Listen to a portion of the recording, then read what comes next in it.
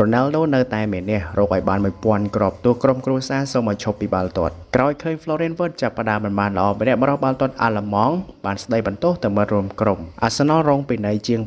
$600,000ក្រោយបំពានច្បាប់លក់សម្បត្តិរបស់ FA Cup បាត់សូមគ្រប់នឹងជម្រាបសួរបងប្អូនអរគុណខ្ញុំបាទ Terry ស្វាគមន៍មកកាន់វីដេអូថ្មីហើយថ្ងៃនេះត្រូវថ្ងៃទី13ខែតុលាឆ្នាំ2025ហើយខ្ញុំត្រឡប់មកវិញហើយអរគុណបងប្អូនអរគុណសម្រាប់ការជួយ support នេះពេលកន្លងមកដែលខ្ញុំធ្លាប់មានដាក់ឈ្មោះនៅវីដេអូមុនហើយបងប្អូនដែលចង់ជួយ support អាច support បានតាមរយៈ QR code ដែលខ្ញុំមានដាក់នៅលើវីដេអូនេះឥឡូវក៏មកខាត់ពេលវេលាច្រើនយើងទស្សនាខ្លឹមសារវីដេអូដូចទៅ Ronaldo នៅតែមាននេះរកឲ្យបាន1000គ្រាប់ទោះក្រុមគ្រួសារសូមឲ្យឈប់ពីបាល់ទាត់កំពូលខ្សែប្រយុទ្ធ Cristiano Ronaldo នៅតែជឿជាក់ថាគេនៅតែមានថាមពលសល់ខ្លះចុងក្រោយនិងក្តីស្រឡាញ់ក្នុងការប្រកួតប្រជែងទៅនឹងកីឡាករវ័យក្មេងចំនួនក្រោយក្នុងវិស័យបាល់ទាត់ដើម្បីឈានទៅរកឲ្យបាន1000គ្រាប់ក្នុងអាជីពទោះក្រុមគ្រួសារសូមឲ្យខ្លួនឈប់ពីអាជីពនេះក៏ដោយខ្សែប្រយុទ្ធក្រុម Al Nassr បច្ចុប្បន្នជាកីឡាកររកបានគ្រាប់បាល់ច្រើនជាងគេនៅក្រុមជម្រើសជាតិប្រចាំសកលលោកចំនួន141គ្រាប់ពីការបង្ហាញខ្លួន224ប្រកួតជាមួយក្រុមប៉ូទុយហ្គាល់រកគេនៅតែបន្តអាជីពបាល់ទាត់ទោះមានវ័យ40ឆ្នាំរួចទៅហើយក្តីបរិវ័យ40ឆ្នាំនៅប្រមាណប្រកួតចុងក្រោយឲ្យ Al Nassr រកបាន5គ្រាប់ហើយពីការបង្ហាញខ្លួន6លើករាល់ពីរង្វាន់ទាំងអស់ដែលនេះជាសញ្ញាថា Ronaldo នៅតែមានសមត្ថភាពរកគ្រាប់បាល់បានទោះមានវ័យរាងជ្រេក្តីលើពីនេះកីឡាករប្រធានក្រុមប៉ូទុយហ្គាល់បានអះអាងថាគេនៅតែចង់រកគ្រាប់បាល់ឲ្យបានច្រើននិងការប្រកួតច្រើនទៀតទោះបីក្រុមគ្រួសាររបស់គេប្រាប់ឲ្យគេឈប់ឬក៏បន្ថយពីសកម្មភាពបាល់ទាត់ Ronaldo បាននិយាយប្រាប់កាសែត Channel 11 យ៉ាងដូចនេះថាមនុស្សគ្រប់គ្នាជាពិសេសក្រុមគ្រួសារខ្ញុំថាជាពេលដែលខ្ញុំត្រូវឈប់ហើយព្រោះខ្ញុំបានសម្រេចគ្រប់យ៉ាងរួចអស់ទៅហើយតើហេតុអ្វីបានជាអ្នកចង់រកឲ្យបាន1000គ្រាប់ទៀតខ្ញុំឆ្លើយតបដោយមិនយល់ស្របខ្ញុំគិតថាខ្ញុំនៅតែអាចរកគ្រាប់បាល់បានយ៉ាងល្អខ្ញុំកំពុងតែជួយក្រុមខ្ញុំនិងក្រុមជម្រើសជាតិហេតុអ្វីខ្ញុំមិនអាចបន្តបានខ្ញុំប្រកាសចិត្តណាស់ពេលខ្ញុំបញ្ចប់ខ្ញុំអាចបំពេញក្តីសម័យមួយនេះព្រោះខ្ញុំបានផ្ដល់គ្រប់យ៉ាងអស់ហើយខ្ញុំដឹងថាខ្ញុំគ្មានពេលច្រើនឆ្នាំទៀតទេគូបញ្ជាក់ថាគេមកតពេលនេះម្ចាស់ពេលបាល់ឡុនដល់5សម័យកាលគេត្រូវការតែ54គ្រាប់ទៀតប៉ុណ្ណោះគណៈមកដល់ពេលនេះគេរកបាន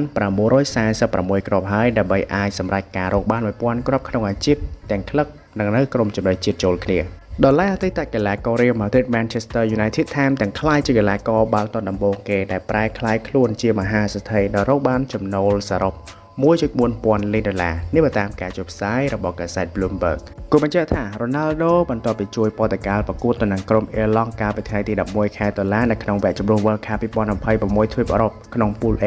ព្រោះគេនឹងត្រូវបន្តប៉ះហុងគ្រីបន្តនៅថ្ងៃទី14ខែតុលាស្របពេលបច្ចុប្បន្នប៉ូទុយហ្គាល់ជាក្រុមនាំមុខកំពូលតារាង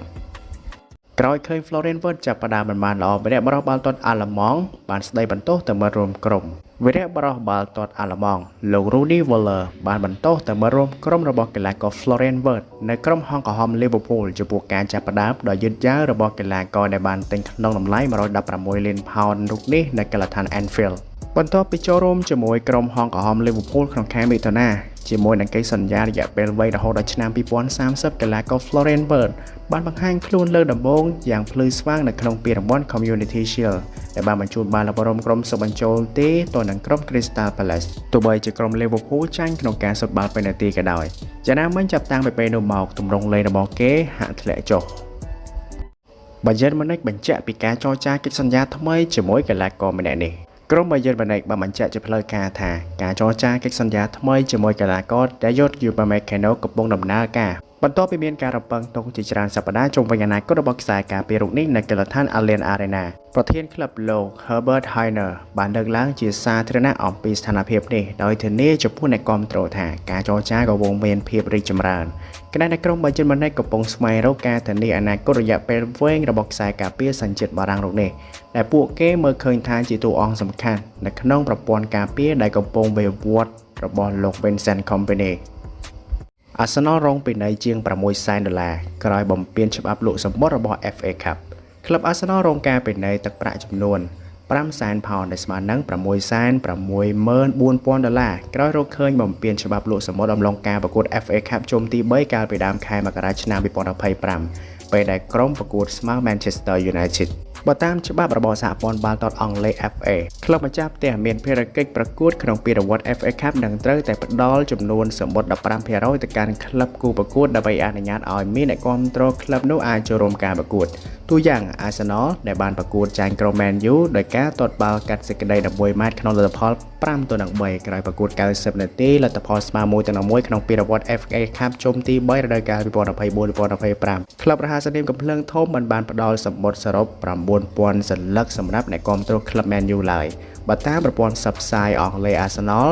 ផ្ដល់សម្បត្តិត្រឹមតែប្រមាណ 8,000 សន្លឹកប៉ុណ្ណោះសម្រាប់អ្នកគាំទ្រក្រុមបិសាចក្រហមដោយបានយកលេសបារម្ភពីបញ្ហាសុវត្ថិភាពក្នុងនិងក្រៅកីឡដ្ឋានដែលហើយបើតាមការអះអាងរបស់ក្លឹប Man U នៅក្នុងការប្រកួតនោះពួកគេទទួលបានសម្បត្តិត្រឹមតែ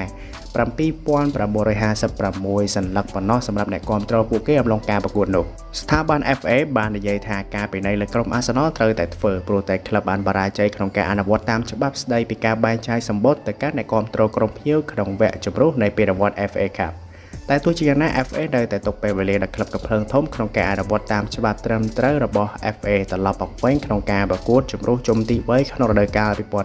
2025-2026 ដែលបានចាំបាច់បង់ប្រាក់ពិន័យឡើយនេះបើតាមការប្រកាសរបស់ FA បាននិយាយថាការពិន័យនេះបានជួដែលរងចាំឲ្យក្លឹប Arsenal អាចសម្រេចអនុវត្តទៅតាមច្បាប់ដែលបានកំណត់នៅក្នុងការប្រកួតជុំទី 3 សម្រាប់ពានរង្វាន់ FA Cup ក្នុងរដូវកាល 2025-2026 នេះព្រមទាំងការអនុវត្តទៅតាមវគ្គដទៃទៀតជាការសងត្រឡប់មកវិញដែលមិនចាំបាច់ត្រូវបង់ថ្លៃពិន័យអ្វីឡើយតោះយើងមកស្គាល់ពីក្លឹបតូចបំផុតដែលបានបង្ហាញខ្លួនក្នុងពានរង្វាន់ UEFA Champions League ពានរង្វាន់ UEFA Champions League ជាពានកំពូលប្រចាំវិស័យបាល់ទាត់តំបន់អឺរ៉ុបដោយមានតែក្រុមខ្លាំងៗប៉ុណ្ណោះមកពីប្រទេសនីមួយៗនៃសហភាពអឺរ៉ុបទើបអាចឈ្នះកៅអីចូលរួមប្រកួតបានអ្វីត្បិតតែក្រុមខ្លាំងតែមានវត្តមាននៅក្នុងពានរង្វាន់ UEFA Champions Leagueក្រុមតូចៗមួយចំនួនមកពីតាមលីកបាល់ទាត់កម្រិតមធ្យមអឺរ៉ុបក៏បានបង្ហាញខ្លួនលេងលើកដំបូងគណៈក្លឹបខ្លះបានចូលប្រកួតតែមិនងាយឆ្លងផុតវគ្គសន្សំពិន្ទុឡើយក្លឹបខ្លាំងៗនឹងត្រូវតទល់គ្នាអំឡុងការប្រកួតសន្សំពិន្ទុក្នុងលីកដោយការធ្វើដំណើរពីប្រទេសមួយទៅមួយដើម្បីប្រកួតគ្នារហូតអាចស្វែងរកក្លឹបជើងខ្លាំងដាច់គេចូលប្រកួតនៅវគ្គផ្ដាច់ព្រាត់ UEFA Champions League ជាក្របខ័ណ្ឌបាល់ទាត់និងជាព្រឹត្តិការណ៍បាល់ទាត់ដ៏ទាក់ទាញបំផុតជារៀងរាល់ឆ្នាំលើពិភពលោកព្រឹត្តិការណ៍ UEFA Champions League ទៀតសោតជាលីកបាល់ទាត់កំពូលអឺរ៉ុបមួយបានបង្ហាញសមត្ថភាពខ្លាំងរបស់កីឡាករកំពូលរួមមានទាំង Cristiano Ronaldo សុទ្ធបកក្រោយចូលទីក្រុម Juventus Lionel Messi ញាក់បាល់ដាច់ចង្កេះខ្សែការពារក្រុម Bayern Munich ជាដើមក្លឹបធំៗបានចាយប្រាក់រាប់លានដុល្លារលើកីឡាករកម្រិតពិភពលោកដើម្បីប្រជែងដណ្ដើមពានអឺរ៉ុបឲ្យបានខណៈក្លឹបខ្លះចូលរួមប្រកួតដើម្បីតែយកប្រាក់ទៅអភិវឌ្ឍក្លឹបតួយ៉ាងឆ្នាំ 2023-2024 ក្លឹបតូចជាងគេប្រចាំការប្រកួត Royal Antwerp របស់ Belgium ហើយក្រុមមួយនេះមានតម្លៃខ្លួនកីឡាករសរុបត្រឹមតែ 6.5 លានដុល្លារប៉ុណ្ណោះក្នុងការប្រកួតចំណែកបច្ចុប្បន្នវិញក្រុមតូចបំផុតចូលរួមការប្រកួតនោះគឺ Karabakh FK របស់ Azerbaijan ដែលមានវត្តមានក្នុងការប្រកួតក្រោយឆ្លងផុតវគ្គជម្រុះរួចមកហើយនេះជាក្រុមតូចបំផុតចំនួន10បង្ហាញខ្លួនឡើងក្នុងពានរង្វាន់ UEFA Champions League មានដូចជា 1. FC Unirea Erzizani របស់លីកកំពូលប្រទេសរ៉ូម៉ានី 2. FC Sheriff របស់លីកកំពូលប្រទេសម៉ូលដាវី 3. FC Astana របស់លីកកំពូលប្រទេសកាហ្សាក់ស្ថាន 4. Karabakh FK របស់លីកកំពូលប្រទេសអាហ្សេបៃសង់ 5. Bate Borisov របស់លីកកំពូលប្រទេសបេឡារុស 6. NK Maribor របស់លីកកំពូលប្រទេសស្លូវេនី 8. Apoel FC របស់លីកកំពូលប្រទេសស៊ីប 8. FC Victoria Plzen របស់លីកកំពូលសាធារណរដ្ឋឆែក 9. FC Krasnodar របស់លីកកំពូលប្រទេសរុស្ស៊ី 10. Royal Antwerp របស់លីកកំពូល Belgium